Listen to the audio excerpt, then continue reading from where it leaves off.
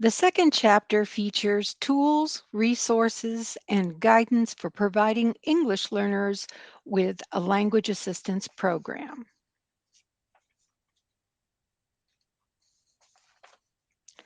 Chapter 2 provides information regarding English learners with appropriate language assistance services and programs.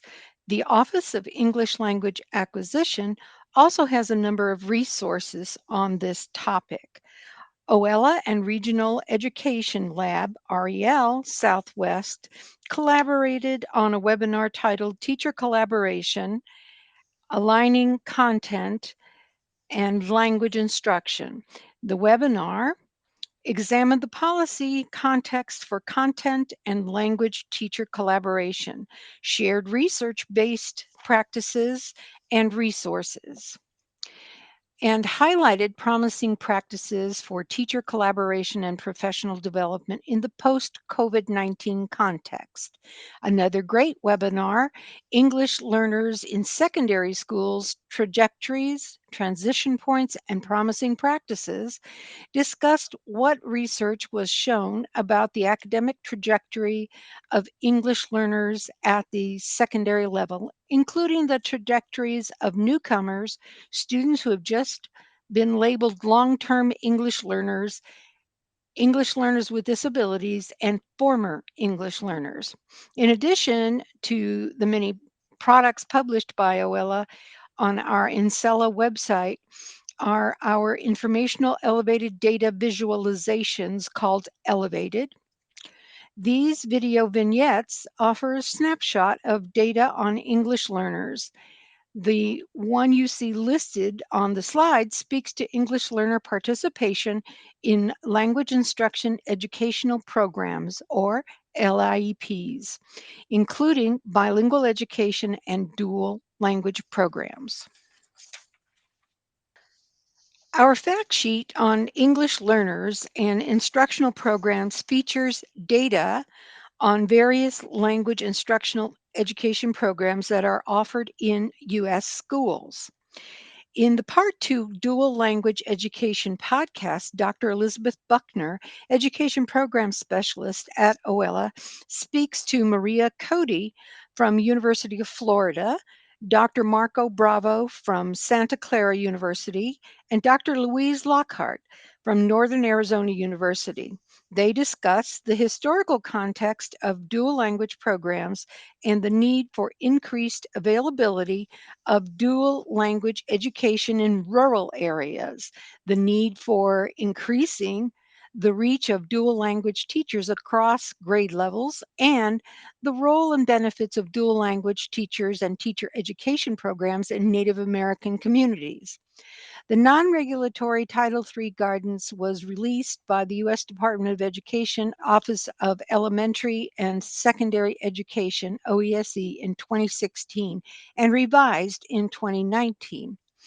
It provides states and local education agencies, LEAs, with information to assist them in meeting their obligations under Title III of the Elementary and Secondary Education Act of 1965, ESA, as amended by the Every Student Succeeds Act of 2015, ESSA, to provide supplemental services to English learners, immigrant children and youth, and their families, as well as guidance on administering LIEPs.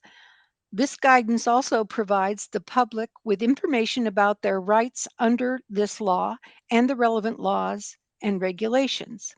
You can access all of these resources on this and the previous slide and more on the Incella website through the links on the slide.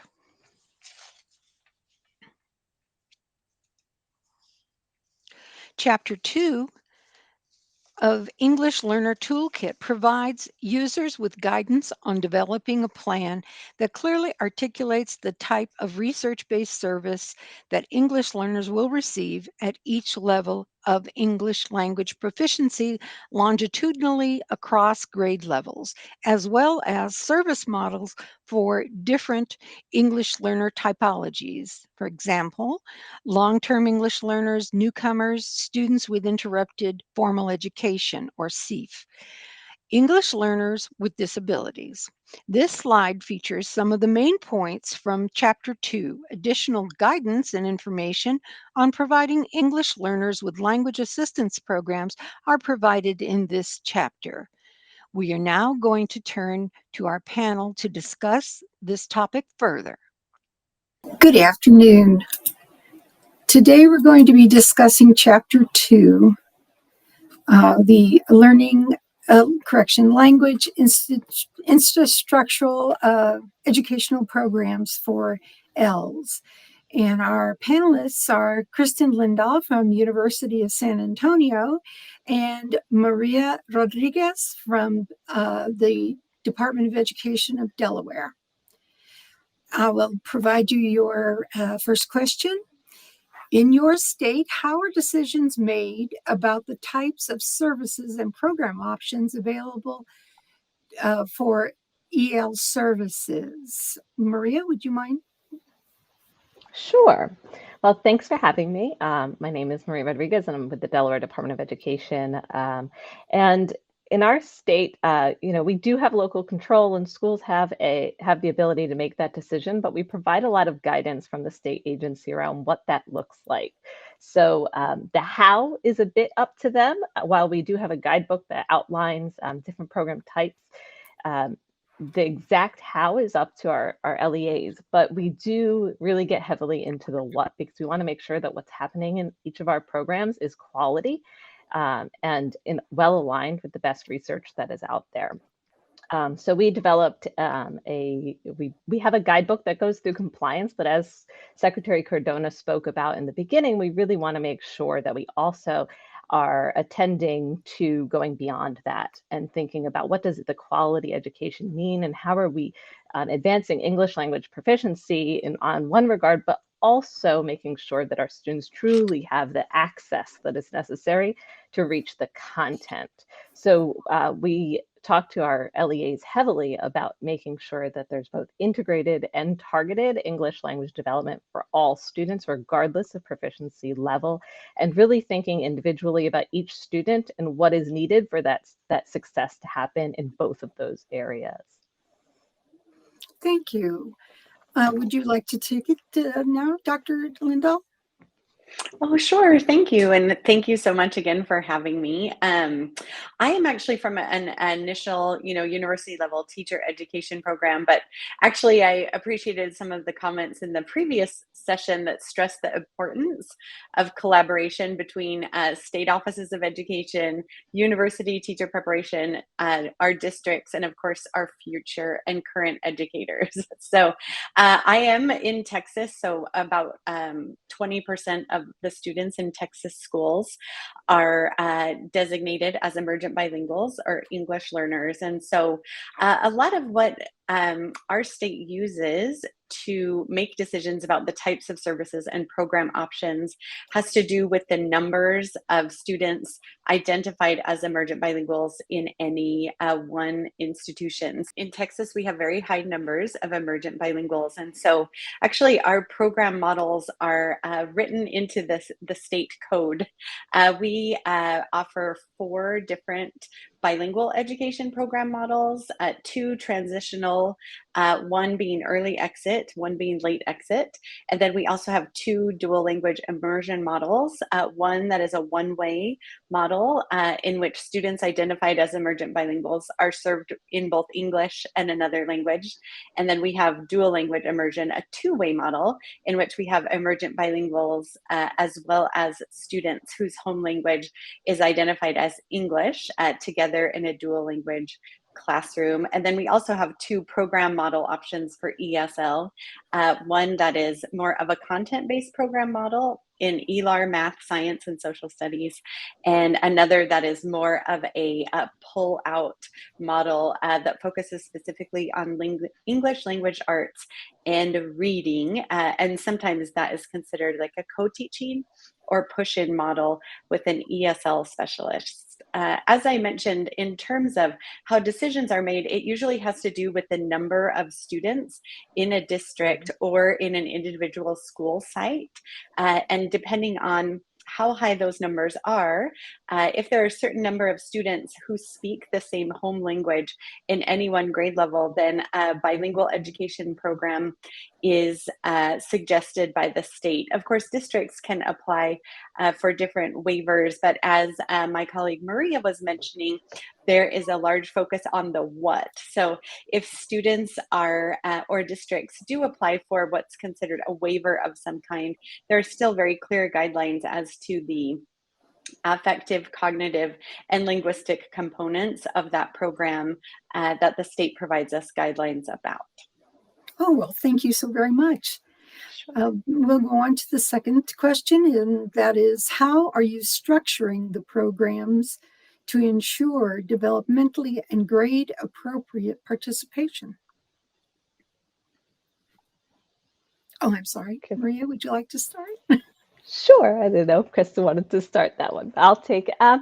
So in terms of our actually structuring of our programs to ensure, one of the things that I think I kind of mentioned this in my first response that's really important is for us to make sure that our students are getting both integrated English language development and targeted English language development every day. And that the work that is going on, regardless of program type, so whether we have students in dual language immersion programs, we have students in ESL programs, that our students are really getting both of those components met. Not only just because it's required, because we know that that's what is required for equity for our students, that they need to be looking towards the content that is grade level appropriate. And that doesn't mean just existing in the room, but actually getting the supports that they need when in that classroom. So we have something we call the Delaware design, where we have our guiding principles, and the overarching guiding principle is this idea of a shared responsibility, the need for a shared responsibility and shared accountability for the education of our multilingual learners. So we do that through our OELA English language development standards and heavy training and professional learning to ensure that folks understand what content and language integration looks like in the classroom, and then provide lots of professional learning for educators at all levels to make sure that that's happening in the classrooms across the state of Delaware. We also really push this idea, Dr. Honningsfeld, I'm stealing it from her, but that our students don't need to leave to learn. So that, all of these components can very well be done without students missing any type of other instruction or leaving the classroom environment, to ensure that they are part of the grade level rigorous standards that all students have to meet. Thank you. And Dr. Kristen, I didn't mean to slight you. Not in any way. I think it's fabulous. And again, these panels are great just to learn from each other and what's going on in each different state. It's really interesting. So in the context where I'm working again as a teacher preparation and in-service professional developer, we work with a lot of different districts. So I can give you some examples from those about how programs are structured to ensure grade appropriate participation. And one trend that I think is really present nationwide, and I know this is also an Office of English Language Acquisition initiative, is the presence of dual language programs from kindergarten through 12th grade, where primarily they were featured more, I think, in elementary levels. And so as an example, one of our partner districts, they actually have over 60 dual language campuses, but they now have 10 secondary schools that now enable emergent bilinguals to engage in a dual language program all the way through the 12th grade. And so we think this is really a fabulous development, especially with initiatives like the Seal of Biliteracy, and really recognizing all the cultural and linguistic assets that, of course, learners hold with them, right, all the way through pre-kindergarten through 12th grade. And so our elementary schools, they tend to have a model of 80-20 of the home language and English, and then middle school will transition more to the academic content areas being taught in alternating languages, and then Spanish as well, which can include like algebra, geometry, geography, chemistry, and biology. So I think this is a really important trend across the nation in terms of both developmental and grade appropriate participation where it's feasible. I think, as Maria mentioned, a lot of our ESL models look similar. So when it isn't possible to engage in a dual language program, then really working on both the ESL or English and content integrated model, in addition to the specific focus on English language development, is certainly key there. Terrific. The third question is, what are some of the strategies you use to ensure that EL students meet grade level expectations as their peers within a reasonable amount of time? Dr. Lindahl, would you like to? Sure. I think a huge contribution to ensuring students meet their grade level expectations is just promoting and supporting educator knowledge of whatever standards that they are working with. And that those are both the grade level content area standards, as well as whatever set of English language proficiency or perhaps dual language or general language development proficiency standards that teachers are working with. I think it's a really important point of departure for differentiation, to really start with that standard in mind and then differentiate, content, process, product according to student interest, readiness, and learning level. We also work a lot with large menus of instructional strategies in terms of professional development that are readily accessible so that educators can make the accommodations that are required for the emergent bilingual students to be as successful as they can. Others more systemic models include instructional coaching, professional learning communities.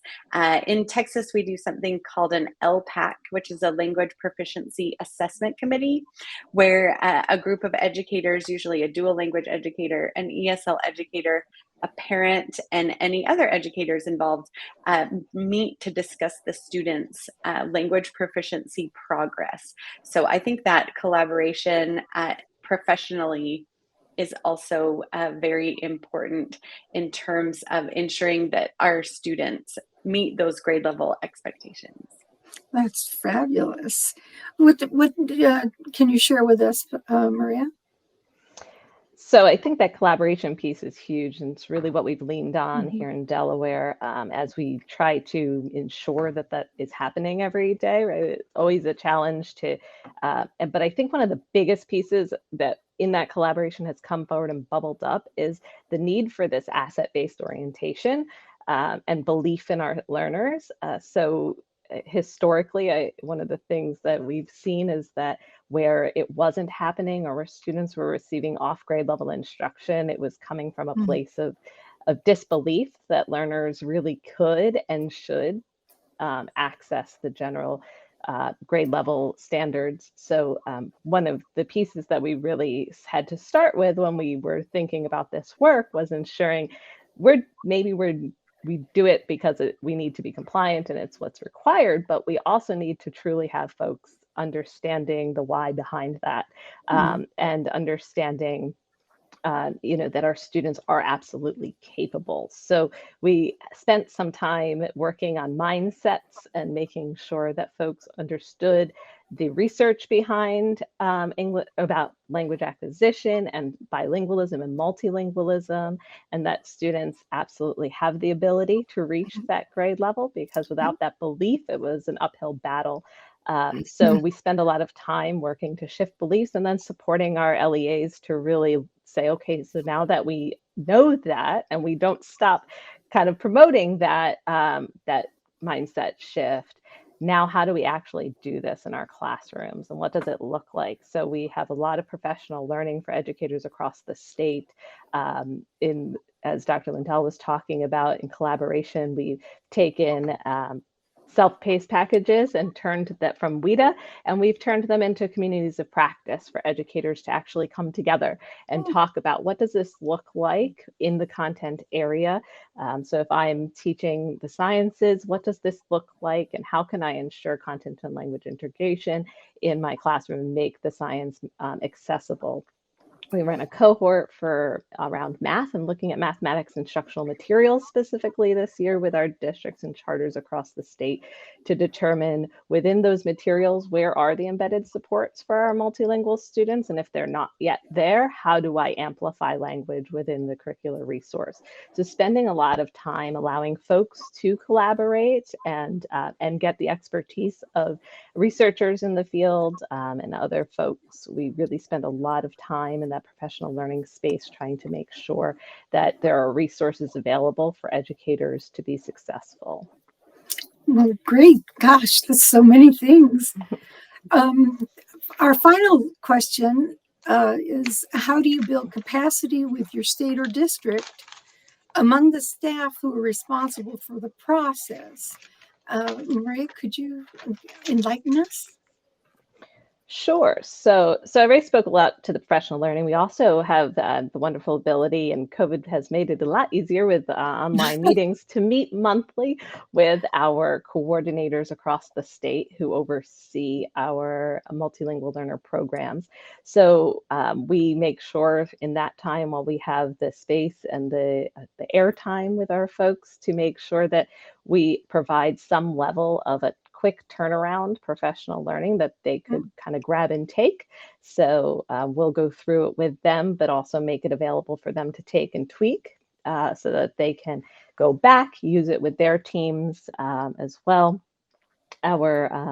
Our Delaware design that I mentioned earlier has not only the overarching guiding principle, but 4 other guiding principles under it that really drive all of the work that we do. And it also fleshes out definitions of everything and has a learner indicators section so that for each of our guiding principles, folks can say, well, what does this look like in the classroom to help them build their capacity in implementing that.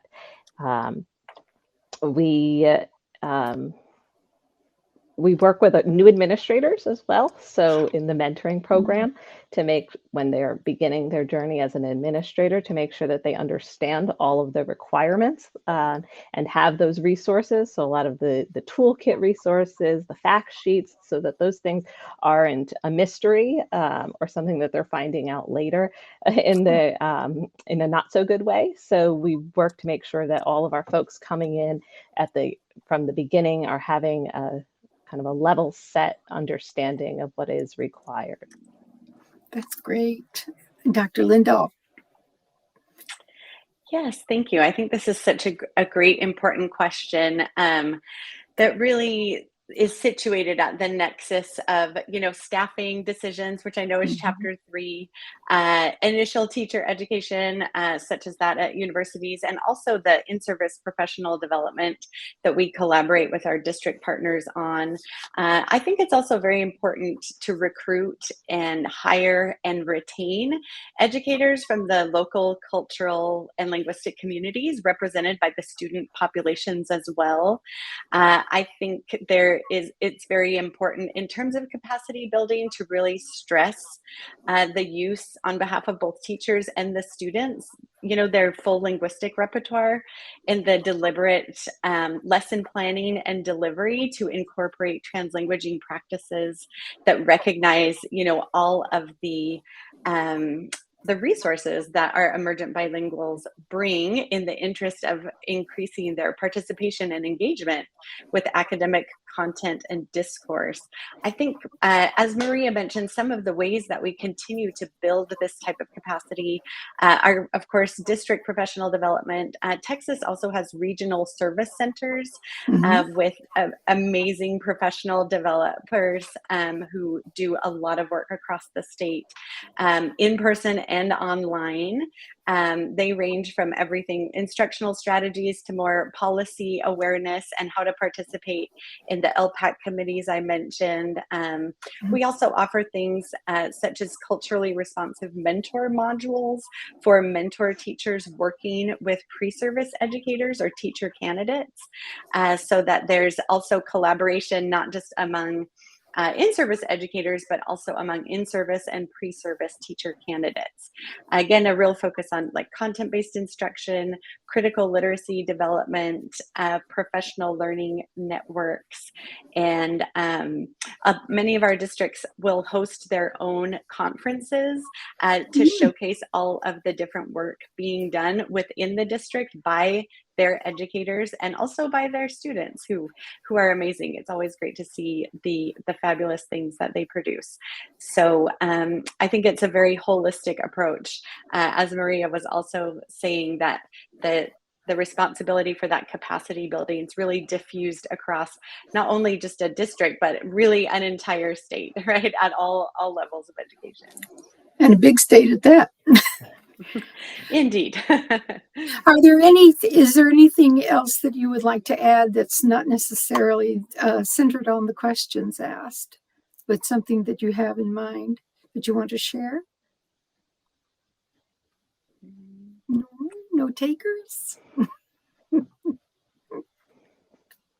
I think we've finished a little ahead of time at this point. There we go. There's the question.